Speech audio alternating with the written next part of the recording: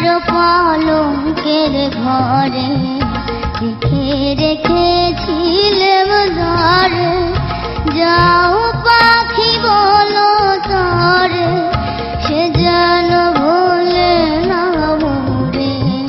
সুখে থেকো ভালো থেকো, মনে রেখো এই আমারে। সোনার পালঙ্কের ঘরে লিখে রেখেছিলাম ধরে, যাও পাখি বলো তরে, সে যেন ভোলে না মোরে। সুখে থেকো ভালো থেকো, মনে রেখো এই আমারে।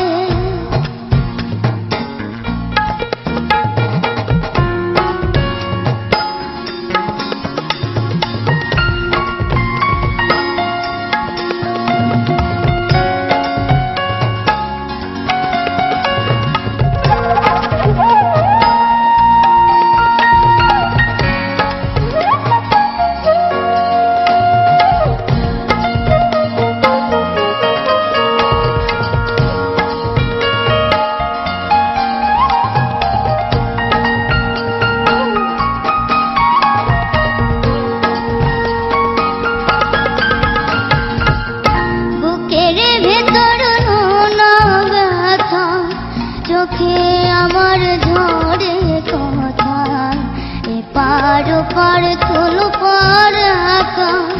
বুকের ভেতর নোনা ব্যথা, চোখে আমার ঝরে কথা, এপার ওপার তোলো পার একা।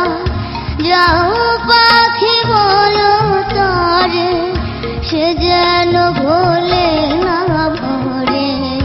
সুখে থেকো ভালো থেকো, মনে রেখো এই আমারে।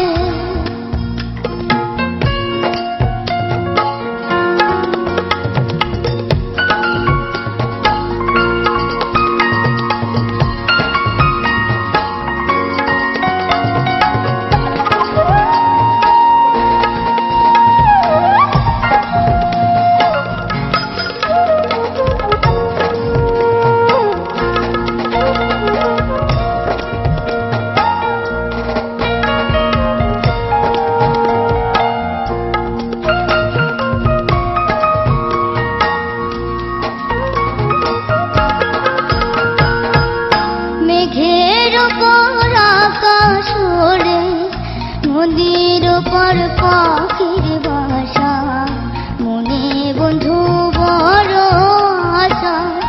মেঘের উপর আকাশ ওড়ে, নদীর উপর পাখির বাসা, মনে বন্ধু বড় আশা। যাও পাখি যারে উড়ে, তারে কয়ো আমার উড়ে, চোখ জ্বলে যায় দেখবো তারে, মন চলে যায় দূর দূরে। যাও পাখি বলো তারে, সে যেন ভোলে না মোরে। সুখে থেকো ভালো থেকো, মনে রেখো এই আমারে। সোনার পালঙ্কের ঘরে লিখে রেখেছিলাম ধরে, যাও পাখি বলো তরে, সে যেন ভোলে না মোরে। সুখে থেকো ভালো থেকো, মনে রেখো এই আমারে। সুখে থেকো ভালো থেকো, মনে রেখো এই আমারে। তোমার সাথে আজকে কে এসছেন? আমার টিচার, আমি ওনাকে বাবা বলে ডাকি। তাই? আচ্ছা, একটু তোমার টিচারের কাছ থেকে শুনি। ওর নাম দেয়া হয়েছে স্বভাব শিল্পী। কণ্ঠটা এমন জাদুর যে আমাদের বিচারকরা ওকে এই নামটা দিয়েছে। তা আপনার কি মনে হয়? ওর এই কণ্ঠটা শুনেই আমি ওকে আমার মেয়ে বানিয়ে নিয়েছি। 2005 সনের জানুয়ারি মাসে ও যখন ওর মার সাথে প্রথম আমার একটা ছোট্ট প্রতিষ্ঠান সনাস অর্কেস্ট্রা গাজীপুরে। আমার ঘরে যখন ও আসে তখন ও আমাকে গান শোনাতে চায়। আমি ওর গানের একটা লাইন শুনেই আমি ওকে থামিয়ে দেই। ওর চোখ মুখ খুব ফ্যাকাশে হয়ে যায়। ও হয়তো ভাবে যে টিচার আমাকে পছন্দ করে নাই, কিন্তু আমি সাথে সাথে ওর মাকে বলি যে আপনার ছেলে মেয়ে কয়জন? ওর মা বলল যে মাত্র 3 জন, 3টাই মেয়ে, ও সবার ছোট। তখন আমি ওকে চেয়ে বসি আমার জন্য, কারণ আমার শিল্পী হওয়ার খুব শখ ছিল, কিন্তু সেটা আমি হইতে পারিনি। অন্ততপক্ষে আমি যদি একটা শিল্পীর বাপ হই। আর ও সঙ্গীতকে এত পছন্দ করে, এত বেশি ভালোবাসে যে ও ওর মাকে ছেড়ে, ওর মায়ের আঁচল ছেড়ে ও আমার কাছে থাকে আজ 3-4 বছর ধরে। আমি ওর জন্য দোয়া করি, এবং ও যেভাবে আমার ঘরটাকে আলোকিত করেছে, আমি আশা করি সবাই যদি ওকে দোয়া করে, ও একদিন সারা বাংলাদেশটাকে আলোকিত করবে। ধন্যবাদ। আমার তো তাই মনে হয়, বা শুনে আমাদের বিচারকদের কি মনে হয়? সামিনা ম্যাম।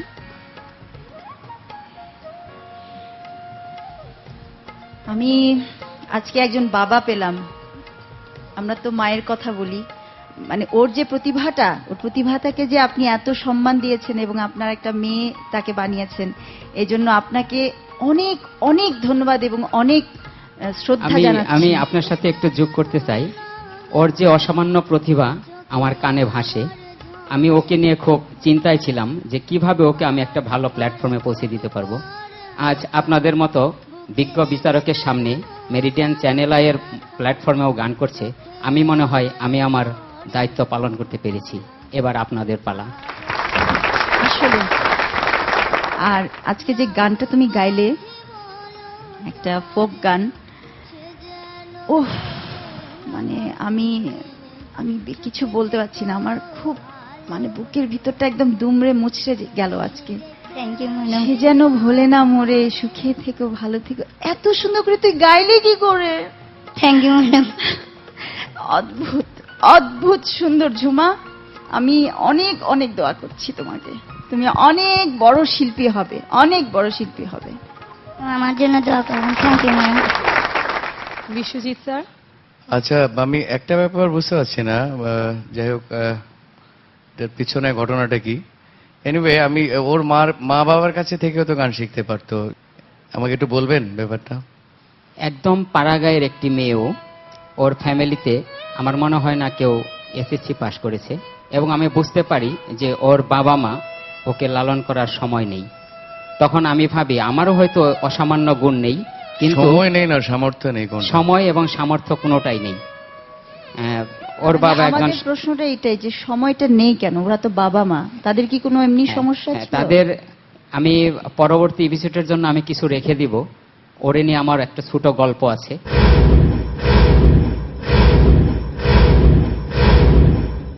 ঝুমা কি গান গাইলে? যা পাখি বলো তারে, সে যেন ভুলে না মরে। পাখি যাবে তারপর বলতে ওকে। আসলে সময় আগে ওই যে এসএমএস টেসএমএস ছিল না, তখন পাখিরে বলতো, তাই না? পায়ের মধ্যে সুতায় চিঠি বেঁধে দিত না? যাই হোক, পাখি বলুক না বলুক, আমি বলি এত সুন্দর যে গাইতে পারে তারে কে ভুলিতে পারে? ঝুমা, স্যার। তোমার জন্য অনেক এসএমএস আছে জমা। Thank you sir. এবার বাসায় গিয়ে ঘুমা।